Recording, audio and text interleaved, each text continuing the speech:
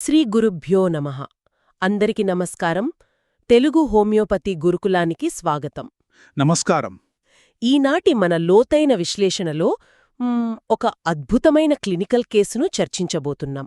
అంటే బెంగుళూరులోని హెచ్ఎస్ఆర్ఎఫ్, అదేనండి homoeopathic self Reliance forum అనే స్వచ్ఛంద సేవా సంస్థ నుండి సేకరించిన ఒక డెవలప్మెంటల్ కేసిది. అవును, ఈ సంస్థ వ్యవస్థాపకులు శ్రీ పివి సత్యనారాయణ గారు స్వర్ణభారత్ ట్రస్ట్ మెడికల్ క్యాంప్లో నమోదైన CCS 08 ఆ speech delay and developmental case గురించి మనం ఇక్కడ మాట్లాడుకోబోతున్నాం. కరెక్ట్. 2026 ఏప్రిల్ ఫాలోఅప్లో ఆ రోగిలో వచ్చిన ఆశ్చర్యకరమైన మార్పులను స్వయంగా గమనించిన అనుభవంతో ఈ కేస్ స్టడీని మనం ప్రారంభిద్దాం. సమస్త గురుపరంపరకు, ముఖ్యంగా సత్యనారాయణ గారికి మన కృతజ్ఞతలు. ఖచ్చితంగా. అసలు ఒక కేస్ స్టడీ అనగానే ఒక పజిల్ ముక్కలను అతికించినట్లుగా ఉంటుంది.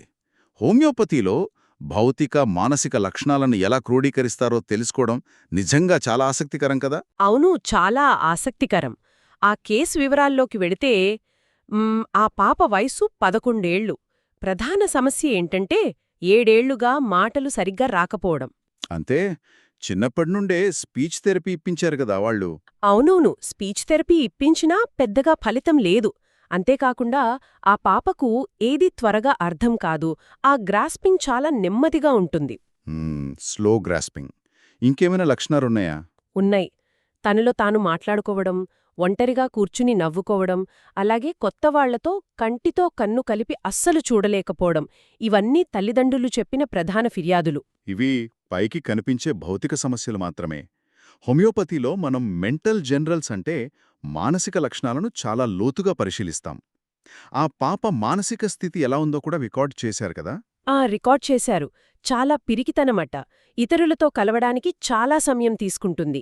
కనీసం సొంత సోదరితో కూడా తన భావాలను పంచుకోవడం చాలా అరుదు అని రాశారు. అంటే ఒక రకమైన రిజర్వ్డ్ నేచర్ అన్నమాట. ఎగ్జాక్ట్లీ. కోపం వస్తే మాత్రం గట్టిగా అరుస్తూ తలను గోడకేసి బాదుకుంటుంది. కాని బయటివారెవరైనా వస్తే మాత్రం పూర్తిగా మౌనంగా ఉండిపోతుంది.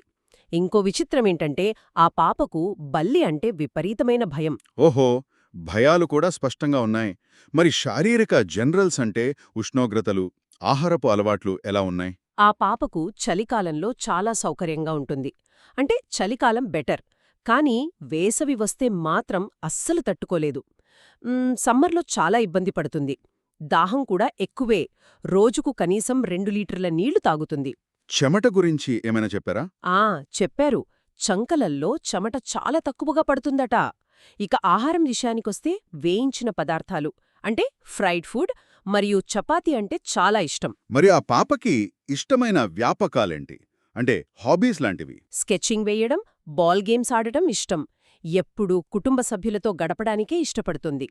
ఇంకో ముఖ్యమైన పాయింట్ ఏంటంటే గతంలో పచ్చకామర్లు అంటే జాండిస్ వచ్చిన చరిత్ర కూడా ఉంది. రైట్. ఇవన్నీ ఒక కాన్స్టిట్యూషన్ని నిర్మించడానికి కావాల్సిన చాలా ముఖ్యమైన పజిల్ ముక్కలు. కానీ ఇక్కడ నాకు సందేహం వస్తోంది. సాధారణంగా పిల్లల్లో ఇలా మాటలు ఆలస్యమవడం కానీ లేదా నెమ్మదిగా అర్థం చేసుకోవడం అనగానే చాలామందికి వెంటనే బరేటా కార్బ్ గుర్తుకొస్తోంది కదా. మరి ఈ కేసులో దాన్నెందుకు ఎంపిక చేయలేదు? అది చాలా మంచి ప్రశ్న. హోమియోపతిలో కేవలం ఒక లక్షణాన్ని బట్టి, ఒక డిసీజ్ పేరును బట్టి మందు ఇవ్వడం జరగదు. వ్యక్తిగత తత్వాన్ని బట్టి, అంటే కాన్స్టిట్యూషన్ బట్టి మందు ఎంచుకోవాలి. మీరు బరేటా కార్బ్ గురించి అడిగారు కదా. అవును, డెవలప్మెంటల్ అనగానే అదే గుర్తొస్తోంది కదా. నిజమే. కానీ బరేటా కార్బ్ పిల్లలు శారీరకంగా, మానసికంగా ఎదుగుదల లేకుండా ఉంటారు. అంటే వాళ్ళ ప్రవర్తన చాలా చైల్డిష్గా, మందకుడిగా ఉంటుంది. కానీ ఈ పాపలో ఆ స్థాయి మందకుడితనం లేదు. తను చక్కగా స్కెచింగ్ చేస్తోంది, బాల్ గేమ్స్ ఆడుతోంది. అందుకే బరేటా కార్బ్ రూల్ అవుట్ అయిపోయింది. ఓకే, లాజికల్గానే ఉంది. మరి కల్కేరియా కార్బ్ ఎందుకివ్వకూడదు? కల్కేరియా పిల్లలు కూడా బొద్దుగా నెమ్మదిగా ఉంటారు కదా. కల్కేరియా కార్బు పిల్లలు నెమ్మదిగానే ఉంటారు, కానీ వాళ్లకు చలి అస్సలు పడదు. విపరీతంగా చలికి వణికిపోతారు. కాని మన కేసులో పాపకు చలికాలం అంటే ఇష్టం. వేసవిలో వచ్చే వేడిని అస్సలు తట్టుకోలేకపోతోంది. కాబట్టి కల్కేరియా కార్బు పూర్తిగా విరుద్ధం. అంటే హీట్ ఇంటాలరెన్స్ వల్ల అది క్యాన్సిల్ అయిందన్నమాట. మరి సైలీషియా ఎందుకివ్వలేదు? సైలీషియా పిల్లలు కూడా చలిని తట్టుకోలేరు. అంతేకాకుండా వాళ్లలో ఈల్డింగ్ నేచర్ అంటే త్వరగా ఇతరులకు లొంగిపోయే తత్వం ఉంటుంది. కాని ఈ పాపకు కోపం వస్తే తలను గోడకేసి బాదుకునేంత తీవ్రత ఉంది. కాబట్టి సైలీషా కూడా సరిపోదు. మరి ట్యూబర్క్యులినం మందు పరిస్థితేంటి? అది కూడా ఇలాంటి కేసుల్లో వాడతారు కదా? ట్యూబర్క్యులినం అనేది ఇక్కడ మూలకారణంగా అంటే మయాజ్మాటిక్గా ఉంది. కానీ అది పూర్తిస్థాయి కాన్స్టిట్యూషనల్ మందు కాదు. దాన్ని ఎలా వాడారో మనం ప్రిస్క్రిప్షన్ పార్ట్లో చూద్దాం. అయితే ఈ అన్ని మందులు కాదనమాట. మరి ఫైనల్గా ఈ పాప వ్యక్తిగత తత్వానికి సరైన ఔషధంగా దేన్ని నిర్ధారించారు? ఇవన్నీ విశ్లేషించిన తర్వాత వాళ్ళు ఎంపిక చేసిన సరైన ఔషధం నేట్రమ్ కార్బోనికం. అదేనండి, natrum carb. Natrum carb. Wow! అంటే ఇది సాధారణంగా డెవలప్మెంటల్ కేసుల్లో అంత ఫ్రీక్వెంట్గా వినపడదు కదా? ఇది ఆ పాపకు ఎలా సరిపోతుంది? సరిగ్గా గమనిస్తే ఆ పాప లక్షణాలన్నే నేట్రమ్ కార్బ్కే సరిపోతాయి. ఉదాహరణకు ఆ పాపలో ఉన్న పిరికితనం, ఆ సున్నితమైన మనస్తత్వం, అలాగే గ్రహణశక్తి నెమ్మదిగా ఉండటం అంటే స్లో కాంప్రిహెన్షన్. అవును, మీరు చెప్పినవన్నీ ముందు కేస్ హిస్టరీలో ఉన్నాయి. అదే కాకుండా సామాజికంగా ఇతరులతో కలవలేకపోవడం, ఇది నేట్రమ్ కార్బ్లో చాలా ముఖ్యం. దానికి తోడు వేడిని అస్సలు తట్టుకోలేకపోవడం, తన భావాలను బయటకు వ్యక్తపరచలేకపోవడం, కేవలం తెలిసిన వ్యక్తులతో అంటే ఫ్యామిలీ మెంబర్స్తో మాత్రమే సంతోషంగా ఉండటం, ఇవన్నీ పక్కా నేట్రమ్ కార్బ్ లక్షణాలు. ఓహో, అన్నీ ఒకే దారిలోకి వస్తున్నాయన్నమాట. అసలు ఈ నేట్రమ్ కార్బ్ శరీరంలో ఎలా పనిచేస్తుంది? ఈ మందుకు నాడీ వ్యవస్థ పైన అంటే నర్వస్ సిస్టమ్ పైన ఒక అద్భుతమైన ప్రభావం ఉంటుంది. ముఖ్యంగా ఎదుగుదల లోపాలుండి చాలా సెన్సిటివ్గా ఉండే పిల్లల మీద ఇది చాలా లోతుగా పనిచేస్తుంది. అర్థమైంది. కాన్స్టిట్యూషనల్ మందు దొరికేసింది. కానీ హోమియోపతిలో ఆ మూలకారణం అంటే మయాజంని ట్రీట్ చేయాలి అంటారు కదా, దాన్నెలా అనలైజ్ చేశారో? అవును, ఈ పాపలో డెవలప్మెంటల్ ఫంక్షనల్ ఇంబ్యాలెన్స్కి ప్రధాన కారణం ట్యూబర్క్యులార్ నేపథ్యం. అంటే సోరా మరియు ట్యూబర్క్యులార్ మయాజంల కలయిక ఈ పాపలో ఉంది. ఆ మయాజం వల్లనే నాడీ వ్యవస్థ సరైన విధంగా ఎదగడం లేదు. అంటే దీన్ని ఒక ఉదాహరణతో చెప్పాలి అంటే మయాజం అనేది ఒక చెట్టు వేర్లకు పట్టిన చెదపురుగు లాంటిదన్నమాట. పైకి మనకు ఆకులు రాలిపోతున్నట్లుగా లక్షణాలు కనిపిస్తాయి. మనం ఆకులకు రంగు వేస్తే లాభం లేదు. అసలు చికిత్స వేర్లకు అంటే ఆ మయాజంకే జరగాలి కదా? ఎగ్జాక్ట్లీ, భలే చెప్పారు. అదేవిధంగా ఫిబ్రవరి 24, 2026 ఇచ్చిన మొదటి ప్రిస్క్రిప్షన్ చాలా వ్యూహాత్మకంగా ప్లాన్ చేశారు. వ్యూహాత్మకంగానా? అంటే డైరెక్ట్గా నేట్రమ్ కార్బ్ ఇచ్చేయలేదా? లేదు, అదే ఇక్కడ విశేషం. దాన్ని లేవింగ్ అంటారు.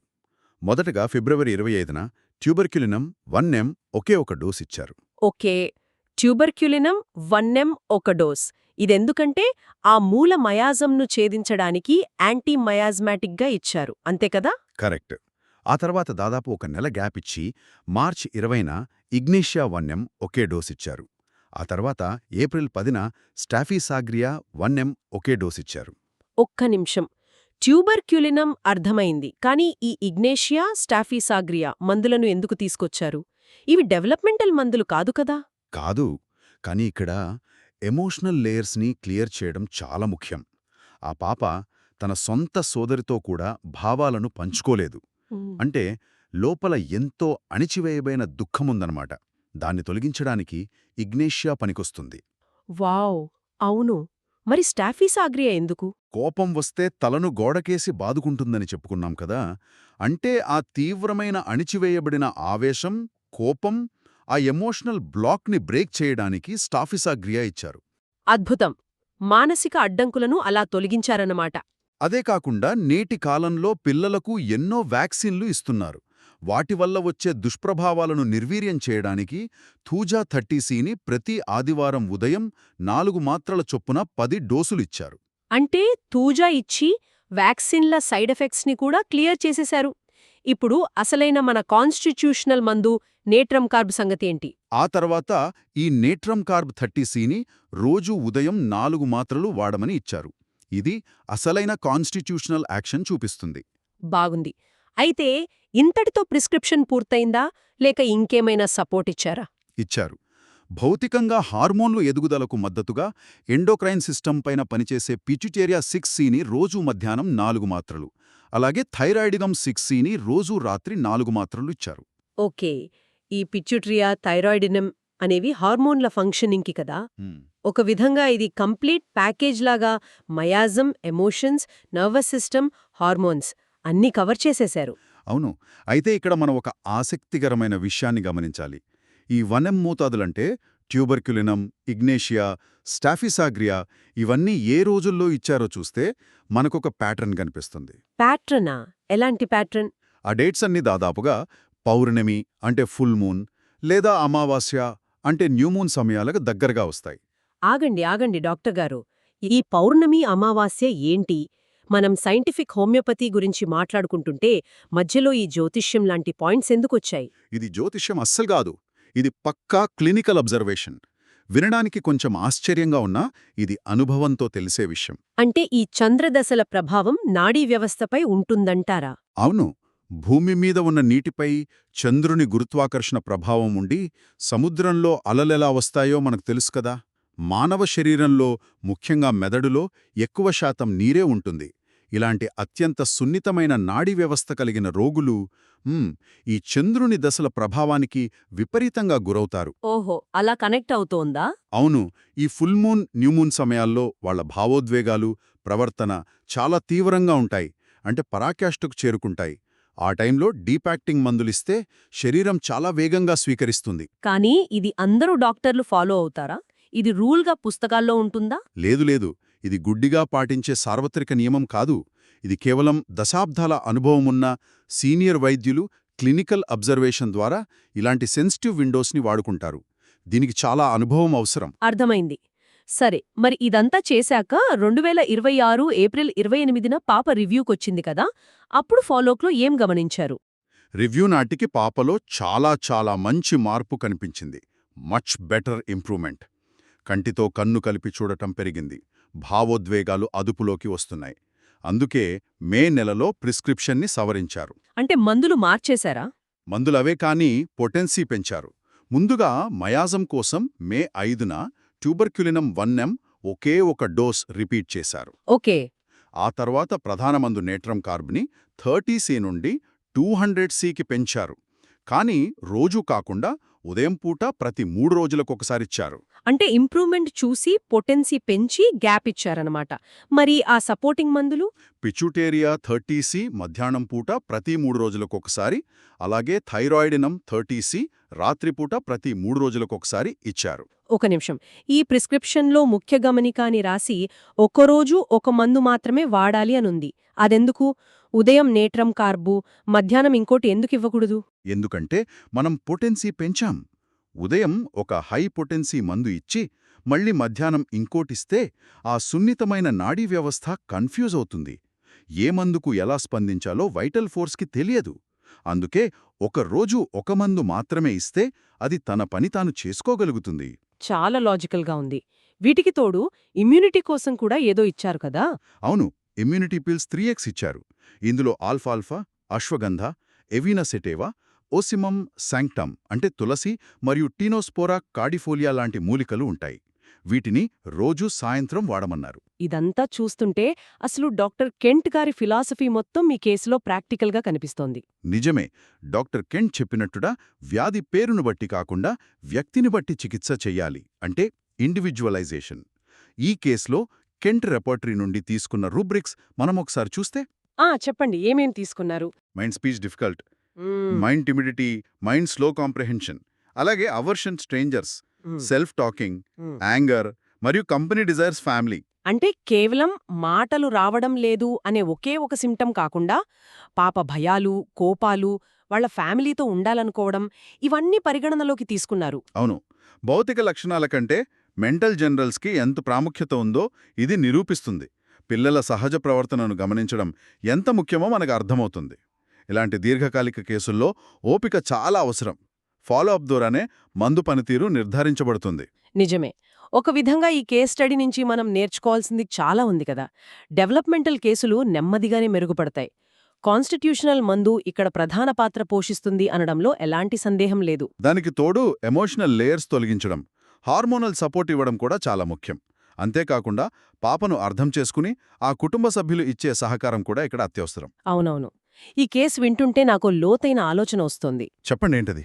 సాధారణంగా మనం ఇళ్లల్లో కానీ, స్కూల్స్లో కానీ పిల్లలు అల్లరి చేస్తున్నా, కోపంగా అరుస్తున్నా, లేదా నేర్చుకోవడంలో నెమ్మదిగా ఉన్నా వాళ్లకు క్రమశిక్షణ లేదనో లేదా మొండి ప్రవర్తన అనో వాళ్లకొక ముద్ర వేసేస్తుంటాం కదా. కాని ఇవన్నీ కేవలం వాళ్ల ప్రవర్తనా లోపాలు మాత్రమే కాకపోవచ్చు. బహుశా సరైన కాన్స్టిట్యూషనల్ చికిత్స కోసం ఎదురుచూస్తున్న అంతర్గత అసమతుల్యతలు కావచ్చా? ఇది మనం ఖచ్చితంగా ఆలోచించాల్సిన విషయం. చాలా అద్భుతమైన పాయింట్ రేస్ చేశారు. ప్రతి తల్లిదండ్రి, ప్రతి ఉపాధ్యాయుడు ఆలోచించాల్సిన కోణం ఇది. ప్రాణశక్తి వేసే కేకలని మనం అర్థం చేసుకోవాలి. ఇంత అద్భుతమైన జ్ఞానాన్ని, ప్రాక్టికల్ విశ్లేషణను మనకందించిన సమస్త గురు పరంపరకు, అలాగే ఈ కేసును రికార్డ్ చేసిన శ్రీ పివి సత్యనారాయణ గారికి మరియు క్లాసికల్ హోమియోపతికి సగౌరవంగా మనం కృతజ్ఞతలు తెలుపుకుందాం. అవును, వారికి మన ధన్యవాదాలు. జై శ్రీకృష్ణ. వాసుదేవ.